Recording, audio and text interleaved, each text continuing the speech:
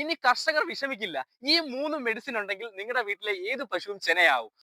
അപ്പോൾ ഇന്നത്തെ കാലത്ത് ക്ഷീര കർഷകർ ഏറ്റവും കൂടുതൽ വിഷമിക്കുന്ന ഒരു പ്രശ്നമാണ് പശുക്കളിൽ ഹീറ്റായിട്ട് ചെന ഏൽക്കുന്നില്ല എന്നൊരു പ്രശ്നം. അപ്പൊ അതിനൊരു പരിഹാരവുമായിട്ടാണ് നല്ലൊരു ഐഡിയയുമായിട്ടാണ് ഞാൻ ഇന്ന് വീഡിയോയിൽ വന്നിരിക്കുന്നത്. അപ്പോൾ ഇന്നത്തെ കാലത്ത് ഏറ്റവും കൂടുതൽ ക്ഷീര കർഷകർ അനുഭവിക്കുന്ന ഒരു പ്രശ്നമാണ് പശുക്കൾ അല്ലെങ്കിൽ കിടാവ് അല്ലെങ്കിൽ എരുമ.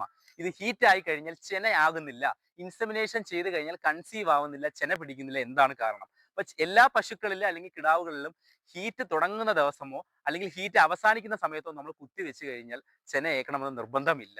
അത് എത്ര ദിവസം ഹീറ്റ് നിൽക്കുമെന്ന് നമ്മൾ ആ ഹീറ്റിന്റെ സൈക്കിൾ ഒന്ന് പഠിക്കുക. അതിനുശേഷം നമ്മൾ കുത്തിവെക്കാൻ മാക്സിമം ശ്രമിക്കുക.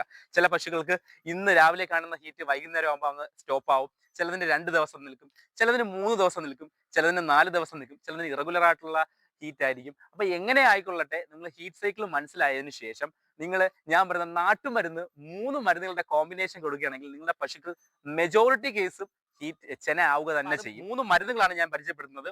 ഒന്ന് ശുദ്ധീകരിച്ച വേപ്പെണ്ണ. ഈ വേപ്പെണ്ണ മെഡിക്കൽ ഷോപ്പിൽ നിന്ന് നിങ്ങൾക്ക് മേടിക്കാൻ കിട്ടും. ശുദ്ധീകരിച്ച വേപ്പെണ്ണയാണ്, പശുവിന്റെ പുറത്ത് തേക്കുന്ന വേപ്പെണ്ണയല്ല, ശുദ്ധീകരിച്ച വേപ്പെണ്ണ.